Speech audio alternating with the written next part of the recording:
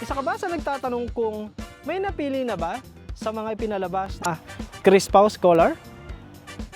O baka naman isa ka sa nagtatanong kung may nahanap na kaya na scholar para sa mas batang pugong?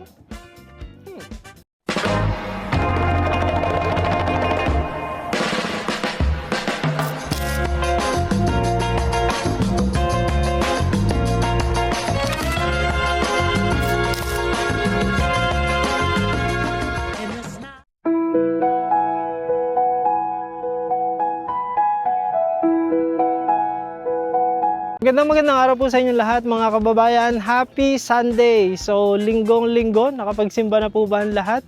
At ngayon po ay nais ko lamang nabigyan kayo ng update tungkol sa paghahanap po natin ng mga Chris Pao Scholar. Alam ko po na kayo ay may mga tanong sa kung nakapili na ba ng scholar doon sa tatlong ipinakita natin na video na kung saan ipinakita natin ang buhay ni Momay, ni Mutya at ni Bella.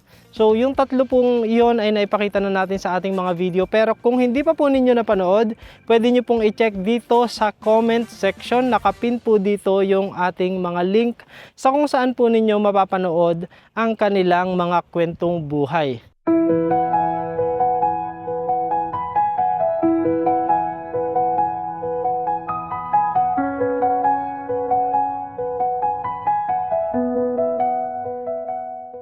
At nais ko din pong magpasalamat sa inyong lahat mga kababayan sa inyong panonood, sa inyong magagandang mga komento dun sa ating mga ipinalabas na kwentong buhay ng tatlong sina Momay, si Mutya at si Bella. Sa mga nagtatanong po ng kung meron na bang napili para sa younger Krishna, sa ngayon po ay wala pa po tayong napipili dahil yan po ay gagawin ni Pugong at Krishna pagkatapos nilang mapanood ang tatlong istorya.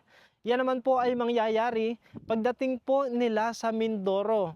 Gaya nga po nung nasabi ko nung nakaraang video, ang buong Pugong Biyahero team po ay pupunta sa Mindoro upang nang sa ganon ay magkaroon ng parang summer vacation nakasama ang buong Pugong Biyahero team, at doon din natin i-announce sa kung sino ang napili sa kina Mutya, kay Momay at kay Bella bilang younger Krishna.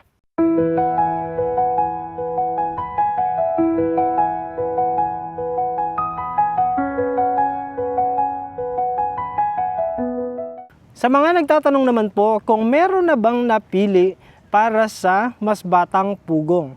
So kung yan po ay meron pa lamang tayong isa na napili para sa mas batang pugong, at tayo po ay naghahanap pa ng dalawa na kung saan ang dalawang estudyanteng yan ay dapat manggagaling sa Mindoro. Yan po, at yan po ay kagaya nung requirement na sinabi ni Pugong Biyahero na gusto niya magka-scholar ng isang lalaki at isang babae na manggagaling sa Mindoro. Kaya naman po sa kasalukuyan, naghahanap pa po tayo ng dalawa para nang sa ganun po ay masimulan po natin ang pagpapalabas ng istorya ng buhay ng mga mapipiling mas batang pugong.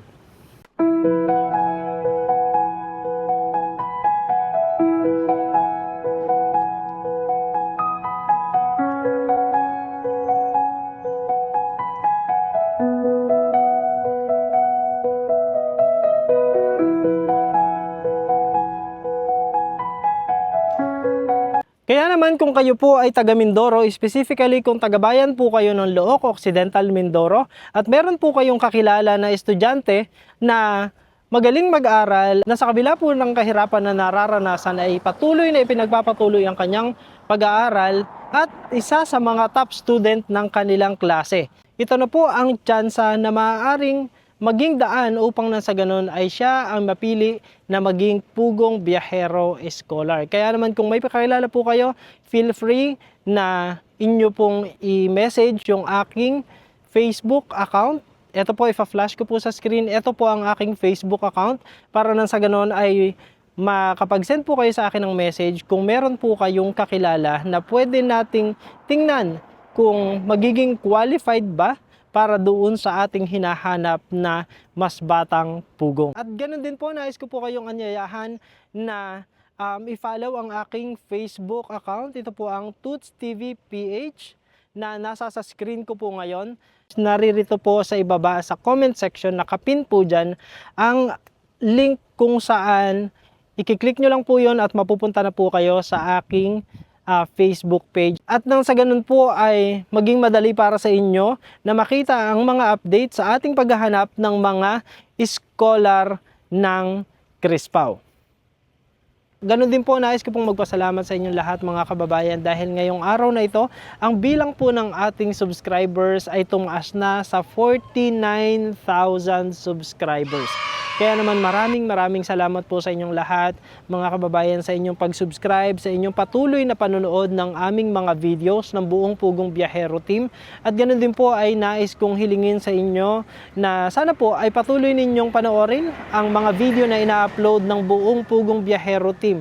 Ganon din po lalong-lalo na sa mga susunod na linggo at mga buwan, kami po ay magsasama-sama sa Mindoro at gusto ko lamang din pong i-share sa inyo na sa mga susunod na video ay ipapakita ko po sa inyo ang mga paghahanda na ginagawa namin para sa pagdating ng Pugong Biyahero Team sa Mindoro. At marami din po yung mga humihiling na sana ay makita nila ang lugar kung saan ako lumaki at kung saan ako nakatira. Yan po ay makikita nyo na sa mga susunod na video na ipapalabas ko po dito sa aking channel. Kaya naman kung gusto nyo pong makita at mapanood ang mga kaganapan na iyon, patuloy nyo lamang pong subaybayan ang ating mga video.